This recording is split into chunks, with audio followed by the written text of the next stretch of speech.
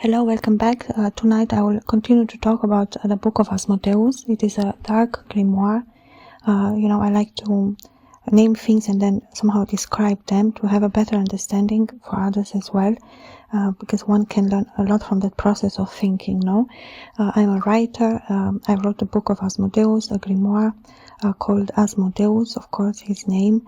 With such a name, you don't need introduction. Asmodeus should be known. Asmodeus should be taught. Asmodeus should be heard. Asmodeus should be read. It's a subject that carries, of course, that importance and that beautiful weight of the meaning behind his persona or his character, Asmodeus, what it means, who he is, what type of stories he has to say. Asmodeus is a prince. He is a golden prince of time. Of course, every deity as him does carry the essence of time in itself. It is he is connected very much to that part of the earth. He is a very dark spirit, as I've said. We say one has to understand what a dark spirit means, especially in the terms of Asmodeus, because the dark of the spirit of Asmodeus is a different type of dark. There are nuances in the dark as well. It is not the same. It has exactly, that's the point, because the dark of Asmodeus has all the qualities of Asmodeus. One has to understand, we say, well, it is a prince, it is a beautiful golden prince. Asmodeus is of royalty.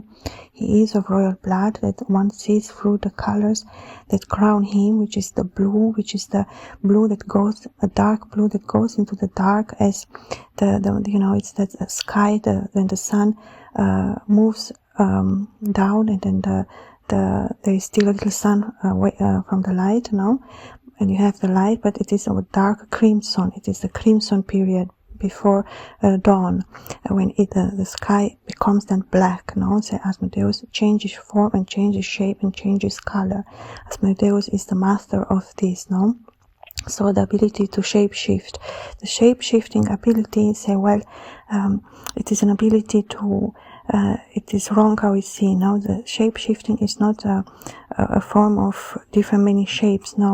It is one essential shape that it reveals the answer through itself. It is as an armor is. It gives the honor, it gives the entitles, the royal, if one has to eyes to see and the mind to read or think, one can understand all what one wants to understand. At the same time, there is a part that cannot be understood, that represents that blackness, of course. In a symbolic, metaphorical way, the darkness, the blackness is that moment of rest, is that moment of closeness to oneself, is the moment of revelation as well. Say the darkness or the blackness, is very much connected to Asmodeus, but in very different shapes, in very different forms, in very different patterns, very different qualities. So the blue, it shapes, it shifts its shape from the blue to the black. It moves through the element of the ether. There is a jump, there is a element from a different dimension, or element of different reality, or a memory. This a connection to something higher. We have the plane, the birds take flight, and it goes higher. It sees from a higher point, and that higher point is to say changes. The bird still flies, but it changes altitude, or is able to navigate that space. And the different elements that it learns. So the bird is, is connected very much to the idea of learning, the learning aspect of things. So the nature of things. What is the good nature of things? This is very Plato, very Aristotle type of thinking. It is very much connected to the Greeks as well.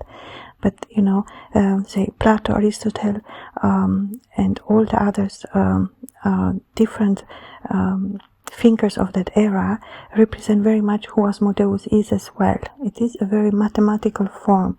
It has many different facets.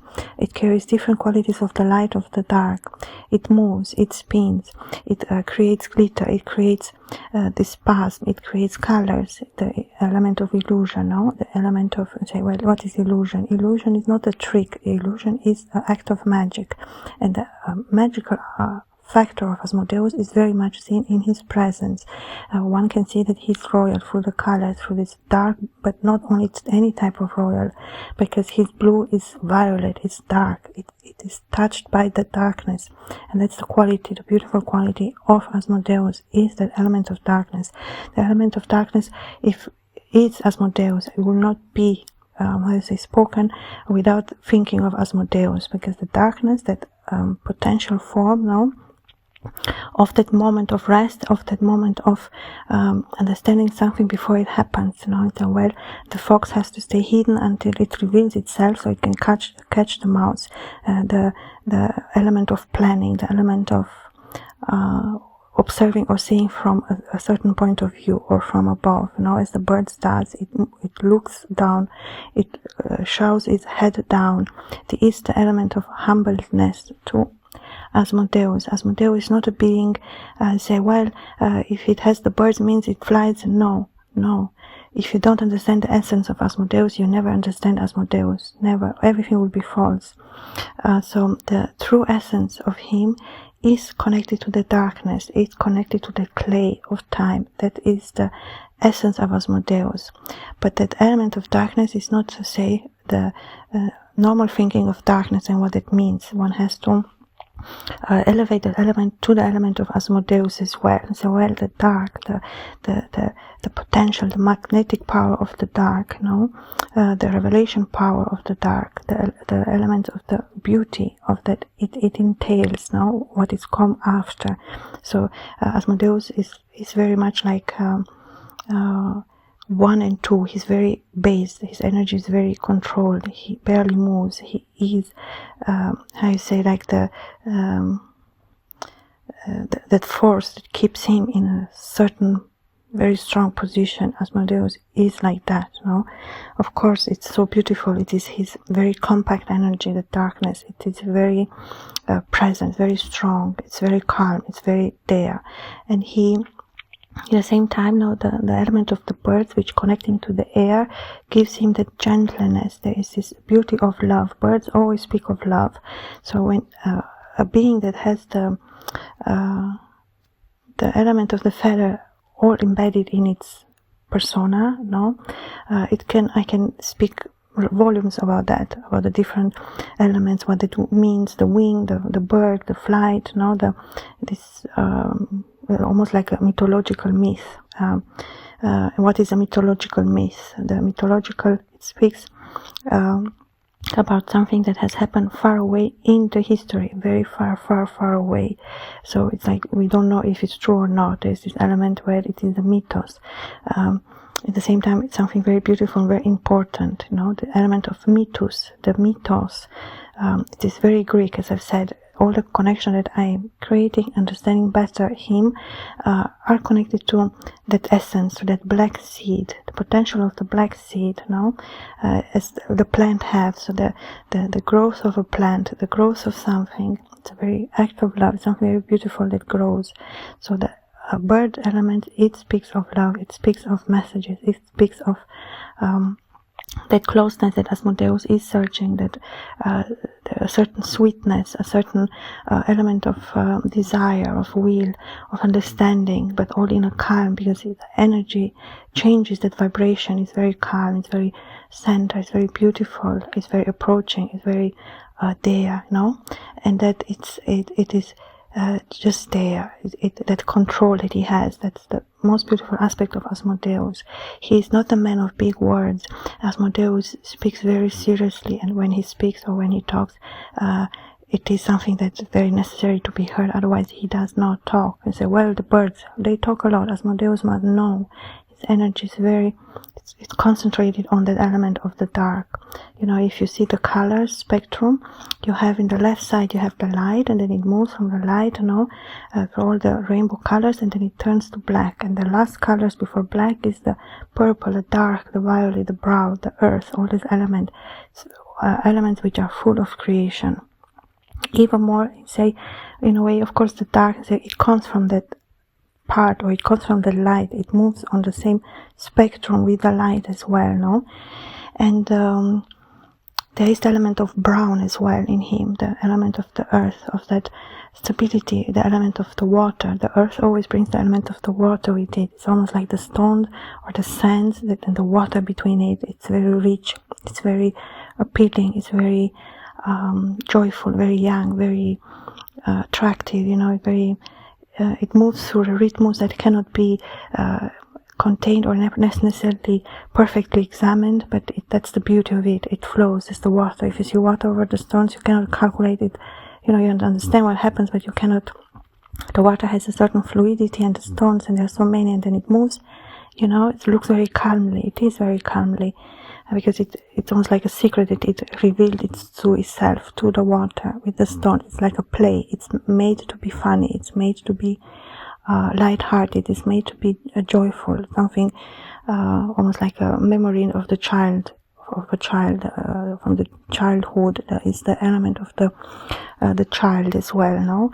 So well, the element of the child represents that element of new, the element of asmo, the air, the breath, the life, no, that element of beauty of the sun. And then it goes into Deus. It goes a little more like in the darker, in the bluer, greener zone of these potential elements. At the same time, it's very light. Asmodeus carries a lot of light. Asmo, it has include the element of light, and it is a light. Even the light has different nuances to it. The light is very soft, melodic, almost like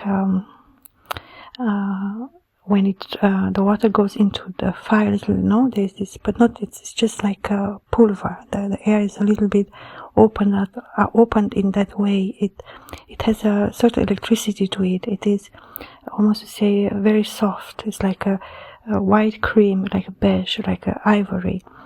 There is different nuances. It's even that white has been touched a little by the darkness, by a little black. So it's a little more creamy, the same more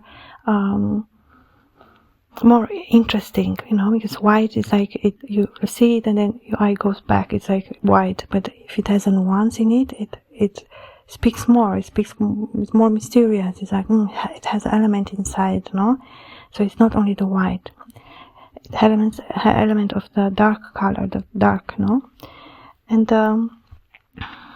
then in the same time the birds, or the element of the feathers come in different shapes and forms. That's the element of diversity with Asmodeus. But even that are specific. Most of the feathers on him are total black. There are specific birds that have that, the crow, the raven. So it speaks of that transformational power of Asmodeus, of course. And then we have other feathers which are more colored or more with certain patterns on it, and say, well, they are magical, but it represents to what is the magic of Asmodeus necessarily, The feathers are put in a certain order. They are arranged in a certain costume. It has a certain pattern, But it is not an interesting aspect necessarily of the dark of the pattern, but it is of the arrangement around it, So Asmodeus is very, very interesting in the aspect of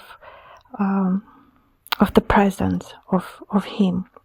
Of course, the book, carries even more the true nature of Asmodeus, because in these recordings I'm trying to understand something more, and sometimes it's not necessarily the perfect way to describe him. The right description is in the book, because now I talk freely, but in the book it's a different form. It's more prelucate, it's more arranged, no? That's why I say he likes the book, he likes the arrangement of my book, how I wrote, how I represented him, because that's what I try to do, to represent him in the true honorable way of Asmodeus as much as I can.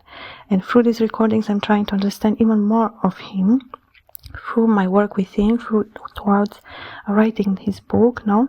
And it is interesting for me too to see the different intricate elements that make Asmodeus. I like the gentleness of it. It brings the child in me. It's like almost like a figure which has something I've never seen, and then you have different colors and it pulses and there are lights and it moves and cubes and, you know, very intricate. I am intricate. I like intricate. It fascinates me. It's a form of melody for me. And I love to see the different patterns, and then you almost see the pattern that repeats, or there is something different. That's Asmodeus, when it's something different, when here I should go like that, but actually it's like that, and that creates that beauty, because not every copy is a copy. If you think of a flower, they look the same, but they are not the same. There are little differences in each flower, and that's the plane of Asmodeus, that difference. There is the element of surprise, of the goodness, of not only giving a flower, but giving it even more beauty through that intricate model, and through the little difference that makes it different from all the other flowers. That's true love, because you look, say, yes, he is beautiful, yes, he is beautiful, and then it's like, oh, I can make it wonderful. That's the 3 steps of Asmodeus. But Asmodeus, more and foremost, and say his persona, to say, well, if I talk more about love, they will think I am more about love. To say one has to understand what is the meaning behind everything, so we don't have to prove it. Asmodeus doesn't work backwards. Asmodeus doesn't look back and wonder. Asmodeus is not, it is not in him. Asmodeus knows who he is. Asmodeus carries that essence of him, no, which is a form of love as well. Say, well, I show myself in my full colors, with all my feathers, with all my wounds, the way I am. My hands, maybe they don't look as the hands of a warrior. Maybe they are scars with blood, or maybe they are hidden in a form of material, or maybe I don't show them, or maybe my back is, there is this element of not perfection, but Asmodeus say, well, in that perfection or imperfection, I am everything that I want to be. Asmodeus teaches that element of understanding the beauty of a thing, as we can do this by observing a flower, in the presence of a flower, to say, well, the flower has this, let's make it violet and white little petals, and then how many petals it has, how it looks inside, you smell it, and you take another one, because that is different. Even if it's the same flower, you know that they are different, no? So this element of the difference of the two, of the common number in mathematics, I say I can translate the same information from here to mathematics. I say I can take the heart of the flower and the beautiful petals and everything that it has, and go move my understanding towards a mathematical understanding of the flower, of the number 4 or the number 6, of the number 1, of the different colors, They all carry, say, Asmodeus teaches to look at things in a detailed form, just for the beauty of it. We can say that true knowledge and true beauty is not in the mind, but in the moment of experience or the sense, And well, it's just a simple way to say that the heart and the feeling is more important than the mind. Of course, say, well, I can stay here and tell them all the wisdom of the century. Well, that will make me just a fool, the element of I think of God, in the qualities of God, and say, well, Asmodeus is not God, of course not, but he is a deity. He does carry the qualities of a God. It is carried in his name.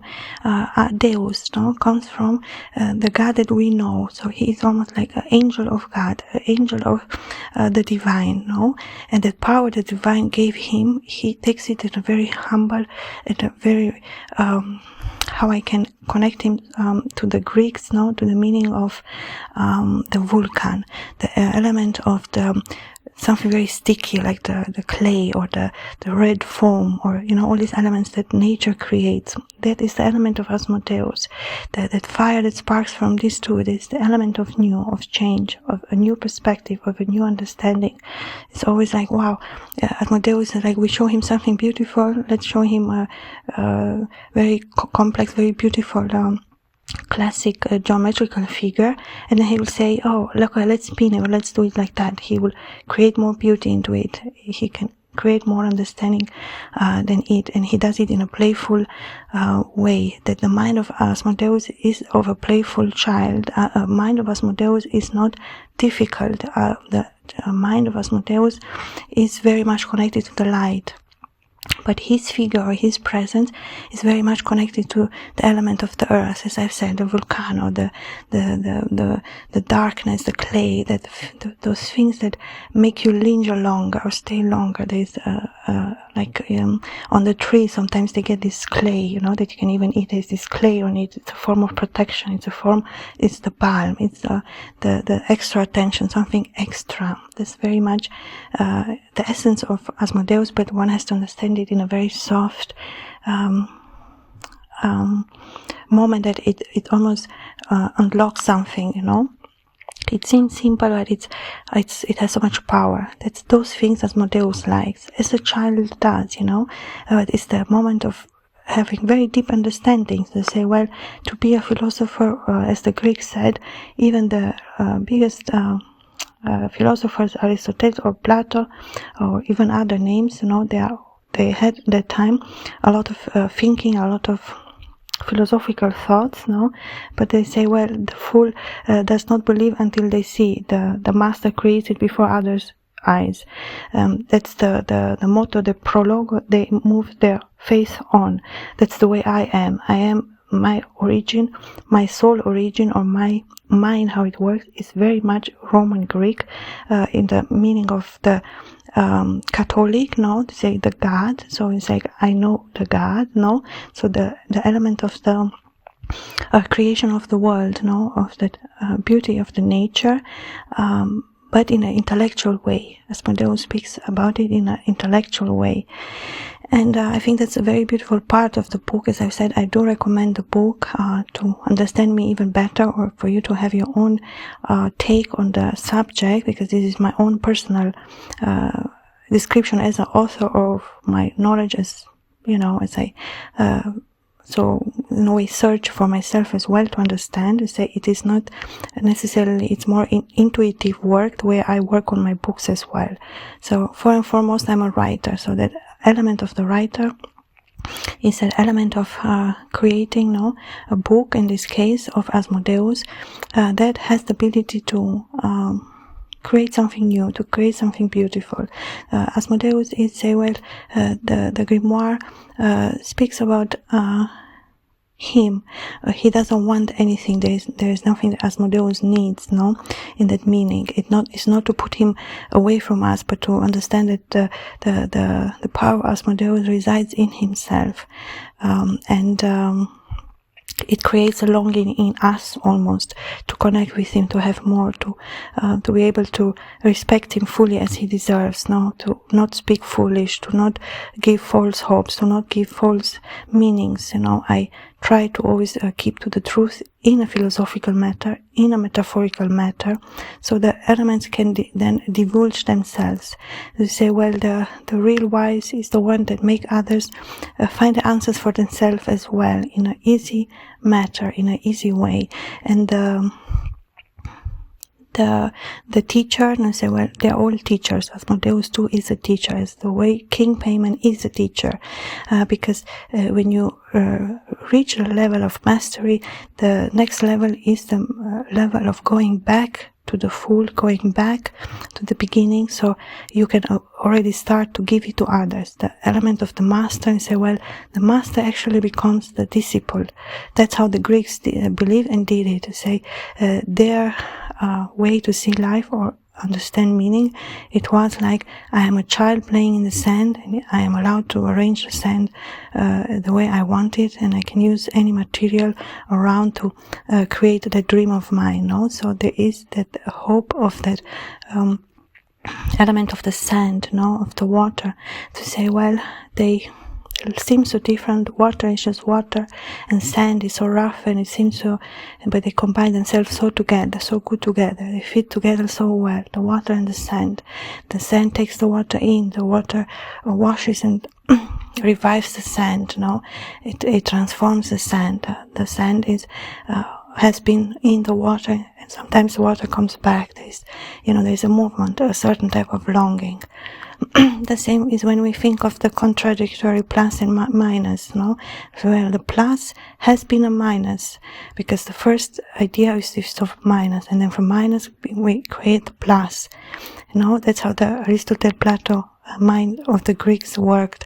Say, if I put this here, then this happens, and if this happens, this means we go from 1 to 2, from 2 to 1, and then they go further on. They say, if this happened and this happened, that means, but you always start from the point 1.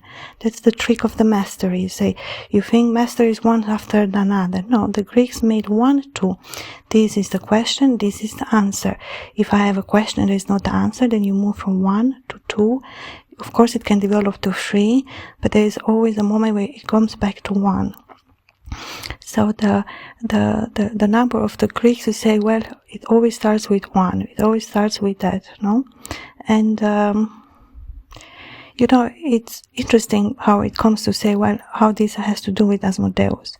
Well, Asmodeus say, well, if he's a thinker, he's a philosophical thinker. If he is a classic figure or a mythological, more classic figure, it is a contradiction, because he actually is very flamboyant, I would say, like very French in his way of being. It's very French way to, how you say, like plaisir, or the will and desire, the part of the emotion that comes out of Asmodeus. I will describe it more French, but he has this aristocratic, royal, more almost like a dark cape, or say like the violet, the blue, or the different bird costumes. It is very elegant, very swift, very fast. At the same time, it can just stand there. So it is this element of movement and not moving, which is then concentrated more on the idea of thought. So it's almost like the memory that moves from one place to another, the thought that repeats itself but in a new way, the idea that comes back and it is then resolved, the element of hope and love, that brings so much to me, the element of the blue, the sensuality of the sky, say almost like, the blue is all about love, but not any type of love. It is the sensual love, it is the sensual, the longing, the longer period of love. It is a longer, slower dance, it is all this element. At the same time, Asmodeus has the opposite. It is very fast movement, very controlled movement. The way he controls or moves says very much about him, and in the way of talking throughout the book, throughout the grimoire, it reverses that essence into the words as well. That's the alchemy of Asmodeus, the importance of Asmodeus. It's almost like a light that fades, or reappears again. The element of surprise. It is to bring joy, to bring something new. It is that element of a very gentle play, a very gentle, soft-spoken. That's almost like a theater actor, but not in a bad sense, in the way of, I'm here to present, I'm here to offer, I'm here to show. He's not shy in that element, of course not. And sometimes he likes to portray himself in this way. It is the element of fun, it's the element of freedom that he carries for himself. And in general, I don't think Asmodeus is to say, he is one into himself, so that part of him, it is nothing manipulative ever with him. That's who he truly is. That's the essence of him. And you say, even the darkness can feel something that, the element of the throne, or the element of being a king, or the element of darkness, what does create that in the king? What does it make him transform to be? And what it will make, it will create stillness, it will create power, it will create authority that comes from stillness, that comes from something deeper in the heart, that comes and goes back, and then it is there. It is something majestic and very beautiful, almost like a long hair. At the same time, the man maybe doesn't wear, he shows his body. It's very Greek-like, as I've said. If you look at Greek figures, you're going to see the same figures. You have the upper body is open, you see the chest, you see the arms, you see the beauty, the long hair, the beautiful face. He has a very symmetrical face, very beautiful, strong eyebrows, beautiful eyes, very beautiful nose, very beautiful symmetry in the face, very strong eyes, strong nose, strong eyes, very beautiful dark wavy hair until the so half, and even that, everything is more. It's like the hair is a little wet, or the hair is just the form, and then the beautiful body. It's almost translucent with a white blue light, and it has very, very beautiful, as I've said, form. It is, as I've said, a man with this beautiful characteristic, very young, as a Greek figure. It really represents him in that way very well, and he is the element of the child, of the childhood, of that freedom, of that even the element of the deer. There's this idea of the forest. There's this softness. It's a deer is. At the same time, it can move very fast. It can disappear very fast. It can change from that stillness to very fast movement. The same as birds, but the deer is the fastest in that. The deer is the animal who is completely still, and then from one second to another she jumps. And it's not easy for a large animal. She's has these special long legs and ears. So the element of the ears and the legs are very, or of the hands in the case of a human. In case of Asmodeus, very much there is a lot of beauty that comes to him, of that perfection of the way he looks. And then there is the costume of Asmodeus, which is magical. The costume of, as I've said, of Asmodeus, everything that it is on him, it is his power. It is correct. So it is what he earned. He has the character of the shamanic powers as well. Maybe it is something that he inherited from his father, or something that it is in his bloodline. But Asmodeus is he himself. He knew always who he is since a child. So the element of Asmodeus is like, I can only be more in the glory of who I am.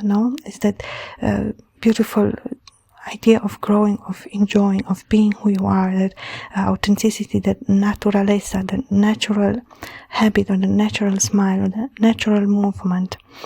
And the costume of Asmodeus is almost like made with very intricate forms, like rounds and spirals, and it moves in almost like a ladder, but even the ladder has different patterns to it, almost like cut with a knife. It's very beautiful, decorated, especially on his chest and on his armor, on the both sides of the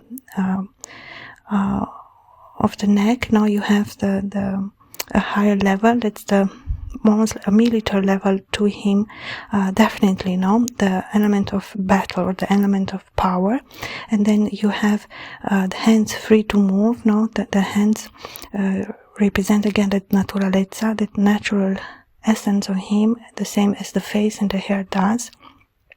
But then sometimes the face is covered, as you can only see the eyes, as somebody goes, it's like a mask. But even that mask, it is very like, it has the color of blue and green in it, and so, and then the hair with the feathers and so on. So it's very, it's like a suit made on the body.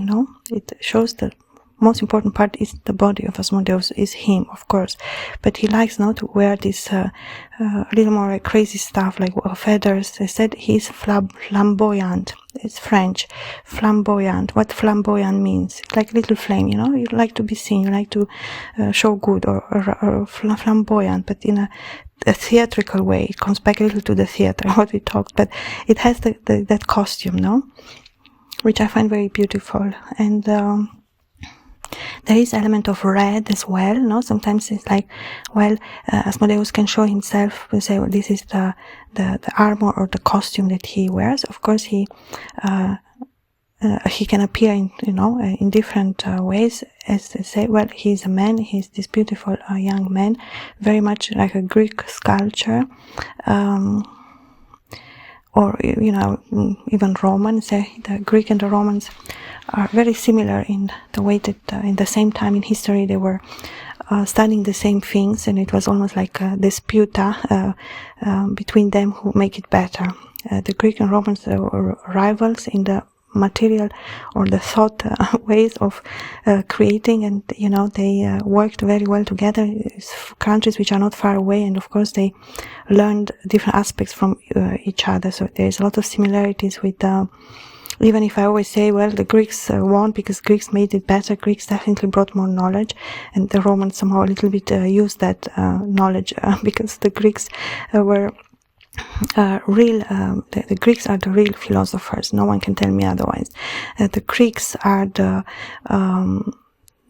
beginners of that philosophy, so it does make a difference. It does already make the winner. But of course the Roman, because the meant to be like that, the Romans created it even in a beautiful form. So even the Roman qualities are connected to Asmodeus as well, as in the time the prince or the warrior or the kings, they carry some type of armor or specific type of armor, but the armor of Asmodeus is very much connected to the birds, to the shamanic spirit of his freedom, of his choice. That's the element of choice of the beauty. It is not a costume that someone gave him, it is a costume that he created through his powers, through his dominion, through his realization, through his own creation. Asmodeus shows himself as he is. So there is this element of simply adoring or simply observing or simply enjoying the image of him, because it is a very beautiful image. And it has, it has light, it has dark, it has colors, it has patterns. So it's really beautiful. It's really something unique, something very special. It's you have the qualities of all the elements. That's the beautiful fact. You have the light, and then you have the dark, and then you have the colors, and the different patterns, and then even, as I've said, in the quality of the air around him, like I try to see him as is on the cover. You have this there's a certain light that around him, this the softness of the light, of the sunlight. But as I said, the dark element is the most important. It appears very much in the book, in the grimoire, where it speaks about those elements in very clear way. This is just a representation of those aspects of Asmodeus for us to hear or to understand. But as I've said, the book carries, it's like you want to know more about Asmodeus, you will find it in the book, and I invite you to do so. You have the link in my description box of this video with the link to Asmodeus Grimoire. It is published on Amazon, and it's a very beautiful book. I love Asmodeus. I love to talk about him. And I definitely enjoy to record these recordings for us. Thank you so much for listening. Until next time. Bye.